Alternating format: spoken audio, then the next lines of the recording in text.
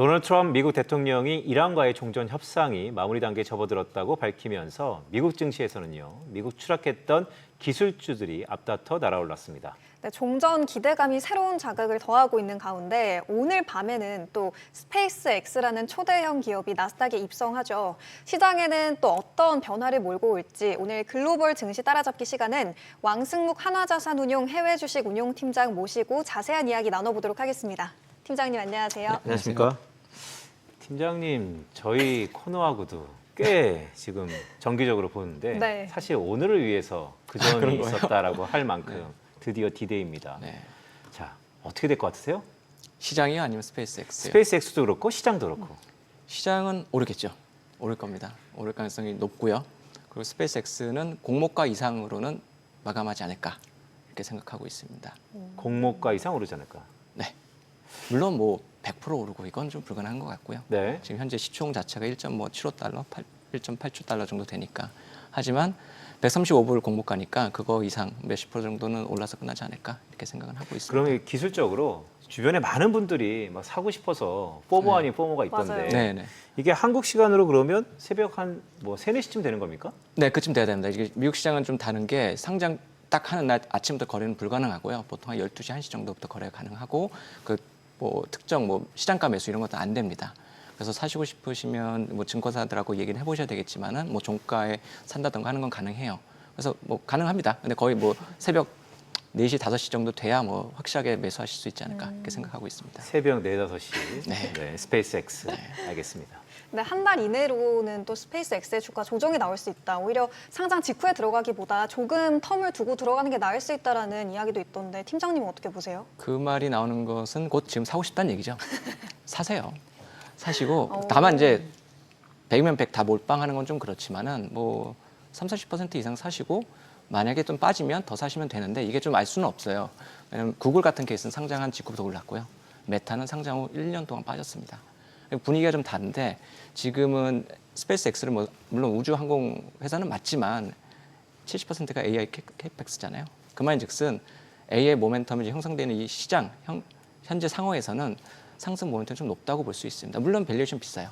뭐 PSR 뭐 90배, 50배 다 좋은데 그것 때문에 움직이는 주식은 아니고 그것 때문에 만약 주가가 빠진다고 하면 지금은 아닐 가능성이 높습니다.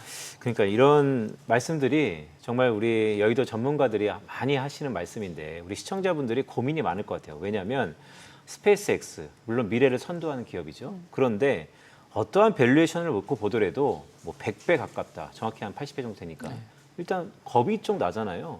그리고 물량이 100이라 그러면 이번에 풀리는 게 한 7, 8 정도밖에 안 되지 않습니까? 네. 사고 싶어도 물량은 없고 네. 가격은 비싸다 그러고 주변을 보는데 다 산다 그러고 이거 도대체 어떻게 해야 되는 겁니까 그럼? 그래서 에르메스하고 샤넬이 비싼 겁니다. 네, 뭐 잘 아시겠지만. 근데 그 가격들이 안 떨어지잖아요. 물론 경기가 워낙 안 좋고 그럼 떨어질 수 있겠지만은 그 과정에서도 가격 방어되는 제품군들이 있듯이 주식시장도 똑같습니다. 스페이스X 비싸요. 근데 우리가 뭐 밸류에이션이나 이런 것들은 슈퍼 사이클이라든가 어떤 버블이 형성되는 그 국면에서는 전혀 의미가 없습니다, 솔직히. 그리고 심지어 버블도 버블 나름이에요. 그러니까 닷컴 버블 때는 밸류에이션 뭐 100배, 200배는 많았고요.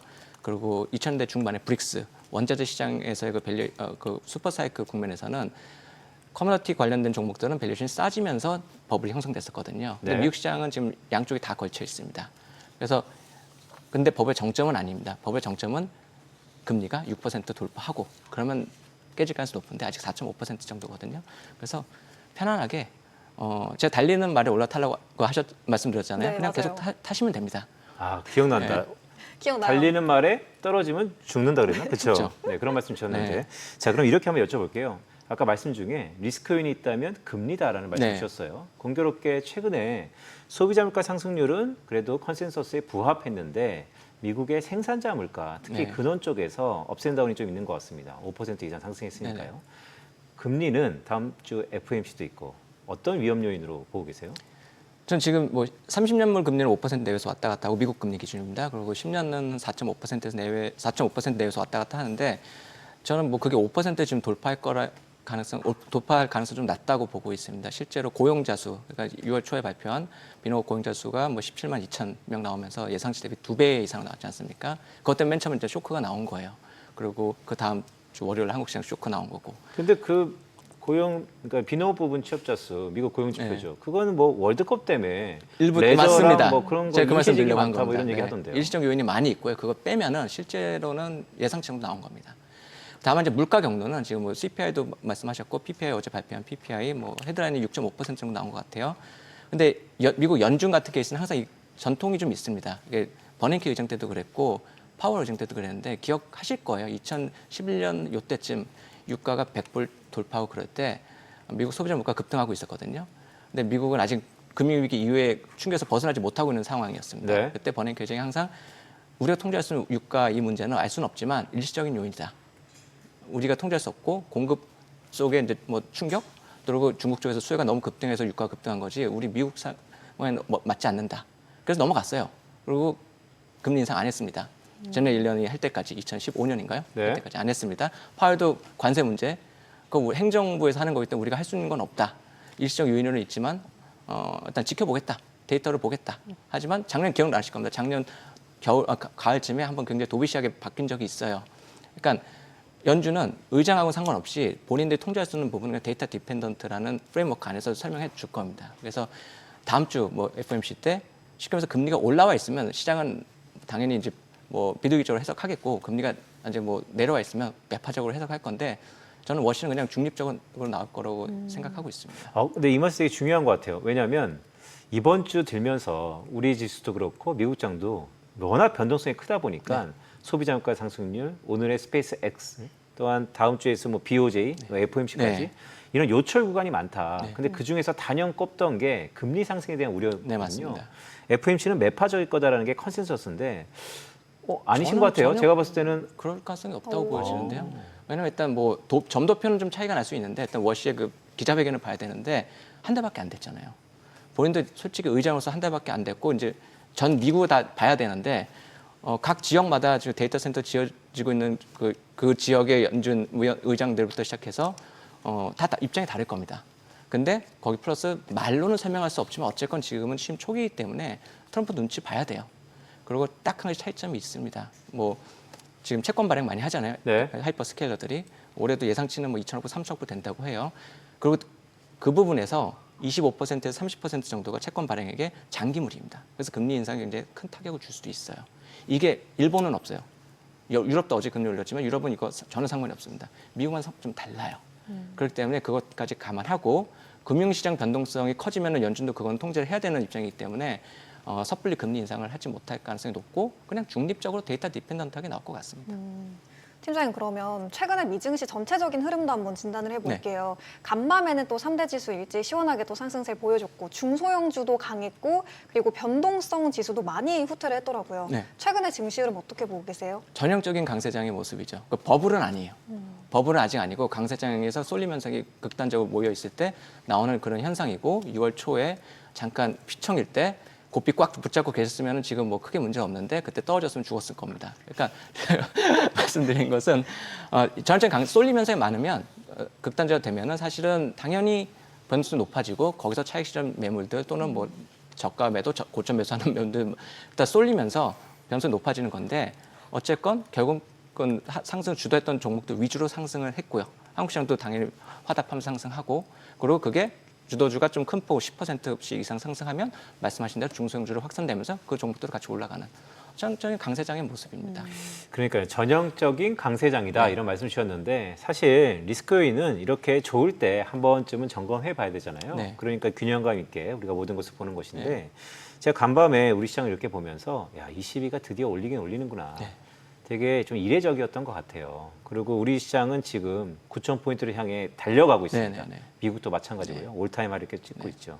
그런데 우리가 자칫 금리 발작이라는 게 엄청난 후폭풍을 가져오는데 너무 이 분위기에 취해서 혹시 리스크를 뇌관이라 그래서 그냥 덮어둔 건 아닌지 아니면 정말 말씀처럼 아직은 괜찮다. 솔직히 어느 쪽에 좀 더 무게가 둘 있어요? 다죠. 덮어두고 있죠. 사실 리스크 요인이 있긴 합니다. 그래서 오라클 같은 케이스 지금 실적 발표한 후에 유증도 하고 채권 발행액도 늘린다고 하죠. 400억 불까지 늘렸잖아요. 돈은 아직 좀 조금 뭐 잘 벌지 못하는 것 같고 여기저기서 파열음이 조금 보이곤 있어요. 그리고 메타도 지금 약간 들어갔는데 불과 일주일 전에 유상증자 좀 검토하겠다 이런 좀 기사가 나와서 주가 한번 그것은 큰 폭으로 다들 빠졌습니다. 돈이 없는 거잖아요, 지금. 돈은 있는데 본인이 하고자 하는 KPX 그 금액만큼은 돈이 좀 부족하다고 생각하는 거죠. 그래서 돈을 찍어내기 시작하고 그게 이제 아직 시작점이에요. 그래서 이게 만약에 더 2, 3년 더 누적됐는데 그때도 수익성이 보이지 않으면 굉장히 위험한 상황까지 가고 있는 거죠. 그래서 아직까지는 영업용 현금 흐름으로 어느 정도 충당은 가능해요. 근데 본인들 그보다 더 빨리 하고 싶으니까 채권 발행하고 유증도 하는 겁니다. 다만 실제로 뇌관이라고 하셨는데 금리가 아까 말씀드렸다시피 뭐 5%, 6%까지 향해 가면은 실제로 이 채권 발행 중에 상당 부분이 장기물에 좀 되어 있기 때문에 이전에 10%밖에 안 됐어요. 근데 10년 이상의 트렌치를 가지고 있는 물량이 한 30% 가까이 되니까 금리가 큰 폭으로 상승하게 되면은 하이퍼스케일러부터 시작해서 그 밑단에 있는 모든 기업들이 발행한 캐펙스, AI 캐펙스 관련 채권 쪽에서 부실화 우려가 있죠. 아, 그러니까 이런 거죠. 그러니까 우리 시청자분께서 우리 뭐 알아듣는 사람 되게 많지만 네. 뭐 트렌치, 아, 네. 캐펙스 막 이러니까 그러니까 그 전에 이제 이런 빅테크라 하는 미국의 걸출한 기술주 대형 회사들이 자금을 융통하기 위해서 채권을 발행했는데 네. 그 전에는 되게 단기채였다가 이제는 장기채라는 말씀이시죠? 맞습니다. 그런데 그렇게 장기채다 보니까 금리의 움직임에 워낙 취약해서 그것이 지금은 아니라 문제가 될 수도 있다. 정확하게 보셨습니다. 근데 지금은 아닙니다. 그래서 잠재되어 있는데 지금 조금 덮어놔도 돼요. 그거 한 몇 명 더 죄송합니다. 다쳐도 솔직히 버블 안 터집니다. 버블이 터지는 거는 실제로 그게 마이크로소프트라든가 구글 또는 뭐 스페이스 X까지도 휘청일 때 버블 터지는 거고 밑단의 기업들이 좀 휘청인다고 해서 버블 절대 터지지 않습니다. 그래서 음악이 언제 멈추느냐 아무도 모르는데 음악은 멈추기 직전까지는 파티를 즐겨야 돼요. 근데 아직까지는 파티를 즐기셔도 되는 구간이고 정말로 제가 우려하는 거는 금리가 사실 저는 금리 6%를 보고 있습니다. 6% 정도까지 가면은 네. 실질적으로 미국 같은 케이스는 금융 긴축 상황이 와요. 그러면 당연히 파이룸이 나올 거고 그래서 그 전까지는 즐기셔도 됩니다. 그리고 이런 최근 지난 1, 2주 동안 보여주었던 어떤 이 변동성 장세는 장애인이 쏠림 현상이 있으니까 나오는 거니까 거기에 너무 현혹되지 마시고요. 그리고 연준 절대 금리 지금 상황에서는 올릴 상황이 아닙니다. 어떻게든 명분을 만들어서 지켜보겠다 스탠스로 갈 겁니다. 어떻게든 명분을 시장 친화적으로 만들 수 있겠다. 아 근데 말씀 중에 그 아까 음악 얘기는 너무 네. 공감이 돼요. 막 파티요? 흔치해서 얘기하고 있다가 갑자기 눈 딱 떴는데 나만 이러고 있으면 맞아요. 뻘쭘하잖아요. 혹시 스페이스 X도 이거 막차 탔다가 대부분 우주 ETF라는 게 말은 우주지만 대부분 방산이 들어가 있지 않습니까? 방산 많이 들어가 있죠. 최근에 스페이스 X를 담기 위해서 방산주를 많이 팔았다고 얘기는 하는데 그러면 다음 주부터는 어떤 이런 기관 자금들이 방산을 이제 사는 겁니까? 그것은 조금 퀘스천 마크 있을 수 있습니다. 물론 방산 최근에 많이 빠져 있기 때문에 밸류에이션 매력도 높고 방산 같은 케이스는 좀 구조적으로 그런 사이클이 있어요. 지금 지정학적 리스크가 항시 상존하고 있기 때문에 다만 스페이스 X를 사기 위해서 방산 비중을 축소했다고 해서 바로 이제 상장 이후에 방산 비중을 올리긴 쉽지 않을 걸로 보여집니다. 그러려면 근데 그리고 또 다음 주에 솔직히 종전한다고 하잖아요. 네. 뭐 사인한다고 하잖아요. 그러면 네. 물론 시장에 어느 정도 다 반영했다고 치지만 그렇다고 해서 그 이후에 바로 방산주 사자로 가기는 쉽지 않을 것으로 보여집니다. 아니 이거는 시장에 오래 계셨으니까 글쎄 방송 중에 좀 민감할 수도 있는데 종전할 것 같으세요? 대외적으로 할 것 같아요. 대외적으로. 오. 그리고 한국전쟁도 6.25도 종전했는데 휴전이죠. 그쵸. 휴전 이후에 계속 국지전이 있었어요. 거의 56년도, 57년도까지 다 있었잖아요. 똑같습니다. 종전은 사인할 거예요. 그리고 할 건데 국지전은 계속 발생할 겁니다. 근데 시장은 이제 그걸 이제 디스카운트하고 결국 사실상 됐다. 그건 의미 없는 일이다 하고 넘어갈 겁니다. 아니 종전을 했는데 국지전을 계속한다. 그럼 네. 그게 뭡니까? 그러니까 이제 맨 뭐 대통령이나 윗단에서는 서로 합의는 한 거예요. 네. 하지만 밑에서는 서로 시끄러 선생님 싸우지 마 해도 애들 싸우잖아요. 하지만 그게 막 패싸움으로 번지지 않잖아요. 똑같습니다. 그러니까 큰 뜻은 막아는 주는데 이게 정말 확산될 거는 사실 그건 막아는 주는데 그 좀 요충지 있죠. 요충지에서는 서로 약간 누가 한번 먼저 찔러보고 거기서 또 서로 욕하고 그런 케이스는 계속 나올 겁니다. 중동 그러면 항상 그래왔고요. 유가는 어떻게 될 거라고 보세요? 간밤에 좀 큰 폭으로 내렸잖아요, 또. 근데 그건 좀 다시 보셔야 될 게 유가가 종전된다고 해서 바로 70불, 60불 못 갑니다. 왜냐면 일단 중동 유전이 멈춰 있어요. 이거 전쟁 때문에. 그리고 그 유전이 멈추면 뚜껑 닫으면 이게 석유는 미숫가루 가치라고 미숫가루 보시면 됩니다. 쭉 내려앉아요. 굳어요. 그리고 다시 파내야 돼요. 그 기술자들 불러서 다시 파내야 됩니다. 아, 굳어버리는군요. 네, 걸프전 때는 그거 다시 유전 돌리는데 1년 걸렸어요. 그래서 지금은 뭐 기술이 좀 좋아져서 그 정도 아니겠지만 실은 몇 개월 걸립니다. 그래서 유가가 지금 선물 시장을 보잖아요. 그래서 선물 시장은 당연히 반응이 더 민감하게 움직이기 때문에 갑자기 한 번에 10%씩 빠지고 할 수 있지만 이건 추세적으로 뭐 70% 60% 내려가는 건 조금 조심하셔야 됩니다. 플러스 지금 호르무즈 해협에 지금 못 가잖아요. 배들이 못 갔잖아요. 그래서 그게 다 지금 남아공 돌고 하는데 이 배들이 다시 다 일로 오려면 기존의 운임 계약이 다 종료되고 빈 배로 와야 돼요. 네. 그 전까지는 이게 아무 의미가 없습니다. 그래서 유가 상당히 고공행진의 가능성이 높아요. 그 말씀은 산수적으로 보면 간밤에 아니면 주말에 종전이 된다 하더라도 실제 실물적인 계약 관계는 뭐 이르러야 한 달 정도는 걸린다 이렇게 보여야 되는 그 이상 걸릴 가능성이 그 이상 걸린다. 그러면 지금 뭐 종전됐다고 야 바로 금리 내려간다. 기술주, 성장주 사라. 이거 위험하겠네요. 그럼 저희 별개죠. 이러면 너무 좀 약간 그래 보이는데요. 네. 네, 금리는 그냥 4.5% 내에서 계속 움직일 겁니다. 지금 그래 왔고 그 와중에서도 4에서 4.5% 내에서 움직여도 시장 올라왔어요. 왜냐하면 지금 성장주들이 이제 AI 캐펙스, AI 관련된 종목들의 성장들 매출이나 뭐 이익이나 다 100%, 500, 뭐 몇백 프로씩 성장하고 못해도 몇십 프로 성장하기 때문에 이 정도의 성장률은 금리 5%, 5% 정도 4.5%나 5%까지도 충분히 감내할 수 있는 정도의 성장률을 보고 있기 때문에 시장이 무시하고 올라가는 겁니다. 다만 이제 그 금리 자체가 더 레벨이 낮아지면 밸류에이션이 더 뻥튀기 될 수 있는데 지금 그런 상황은 아닌 거죠. 그래서 S&P 500이 지금 한 21배 뭐 그 언저리잖아요. 이게 갑자기 하루아침에 23배, 24배 가는 건 쉽지 않죠. 근데 하지만 성장률 자체가 나와주고 있기 때문에 이 정도 금리에서 계속 어느 정도 간헐적으로 이렇게 변동성으로 좀 잡아주면서 올라가는 게 더 마음 편하죠. 지금 갑자기 딱 이렇게 올라서 푹 꺼지면 너무 많아도 많은 사람들이 다치죠. 그렇죠. 근데 지금은 오히려 더 금리가 높은 수준이 유지가 되고 있기 때문에 딱딱딱 올라가면서 다들 다 해피하게 돈 벌고 계신 겁니다. 그러니까 시장의 내성이 하나씩 생긴다라는 말씀이시죠? 맞습니다. 그러면 전 궁금한 게 스페이스 X 관련해서 저희가 계속 이야기를 나눠봤는데 스페이스 X가 상장된 이후에 다른 이 미국의 우주항공주들에는 어떤 영향을 줄지 궁금해요. 지금 벌써 영향 좀 받았죠. 최근에 로켓랩 같은 케이스도 확 올랐다가 많이 밀렸죠. 그러니까요. 투자하고 계신 것 같은데. 근데 지금 어느 정도 다 반영됐어요. 그래서 네. 같이 올라갈 가능성이 높습니다. 초반에는 좀 경쟁 구도 때문에 막 밀리고 했는데 그 테마가 파이가 커지잖아요. 파이가 커지기 때문에 그러면은 이거 방금 말씀하신 대로 스페이스X 못 사시는 분들 로켓랩도 사는 겁니다.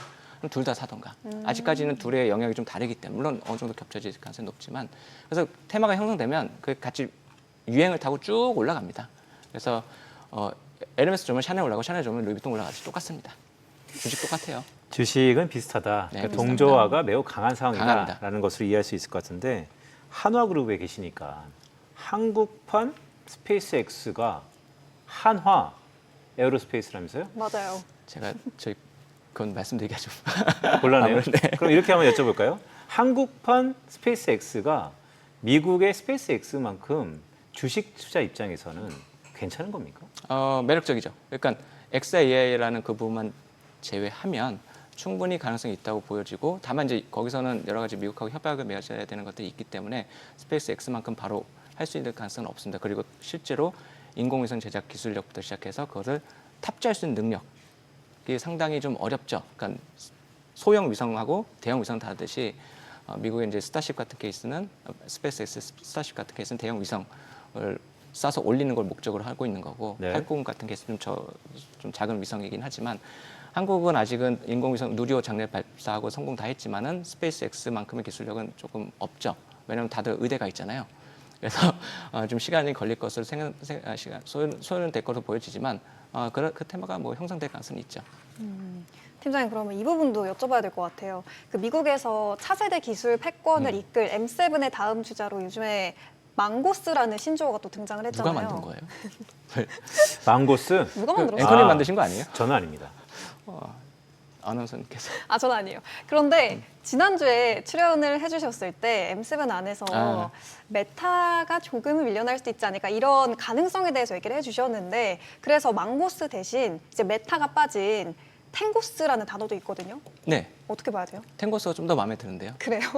메타는 기본적으로 리테일 베이스의 사업 모델을 가지고 있기 때문에 방금 말씀하신 엔비디아 뭐 거기 들어간 뭐 있죠? 뭐 마이크로소프트 들어가나요? 오픈 AI, 엔솔피 다 기관 베이스가 있어요. 기업 베이스가. 근데 메타는 리테일 베이스이기 때문에 AI 수익성을 확보하기까지 시간이 오래 걸립니다. 좋은 회사고 언젠가 할 거라 보여지는데 네. 시장을 주도해서 상승하는 그 폭발력을 가지기에는 테슬라가 좀 더 유리하죠. 테슬라는 기본적으로 일단 그 기술력 자체는 무인 자동차하고 또 뭐 있죠? 휴머노이드가 네. 있잖아요. 휴머노이드가 뭐 리테일 향도 있긴 하지만 각 기업 뭐 헬스케어 섹터라든가 이런 쪽에서도 충분히 활용될 가능성이 제일 높기 때문에 기본적으로 어느 정도 수익성 확보가 더 빠르게 이어질 수 있어요. 그래서 테슬라가 더 마음에 듭니다. 더 마음에 든다. 탱고. 알겠습니다. 그러면 가시기 전에 마지막 하나 좀 여쭤볼게요. 겁부터 납니다. 네. 그가 오는데요, 샘 알트만. 이게 젠슨 왕이 처음에 한국에 왔을 때는 기대가 되게 컸던 것 같아요. 새로운 엔비디아의 밸류 체인에 우리가 직접 들어간다. 근데 두 번째 방안은 우리 주식시장이 이거 너무 오버했었나 싶을 정도로 어떻게 보면 기대가 컸던 만큼 실망도 조금 있는 상황인데 샘 알트만은 거꾸로 기대가 별로 없어요. 이거 왜 그런 겁니까? 방금 탱고스라 했는데 네. It takes two to tango란 말이 있잖아요. 탱고 추는 두 명이 와야 되잖아요. 들어왔으니까 오를 겁니다. 네. 왜냐하면 이미 시장이 많이 올랐다가 빠졌잖아요. 그러니까 급당적으로 오른 상황에서 뭐 조정을 받을 시점 젠슨 황이 와서 뭐 빠진 것이고 샘 워트만 같은 케이스는 사실 오픈 AI에 물론 이제 뭐 창업주라고 해야 되나요? 뭐 그쯤 되지만 오픈 AI가 조금 밀렸잖아요. 네. 사실 엔스로픽이 밀리고 제미나이 밀렸기 때문에 예전만큼 환호하거나 그런 거 없습니다. 근데 상장을 앞두고 있고 이번 발표를 계기로 뭐 다시 한번 또 재도약하지 않을까. 그래서 AI 방금 말씀하신 탱고에 오픈 AI 들어가죠. 네. 엔스로픽 들어가고요. 그 들어갑니다. 모멘텀이 아마 형성되지 않을까 생각합니다. 탱고. 알겠습니다. 네, 그럼 왕승묵 하나자산운용 해외 주식 운용 팀장과 함께한 글로벌 증시 따라잡기는 여기서 마치도록 하겠습니다. 팀장님 오늘 말씀 고맙습니다. 네, 고맙습니다.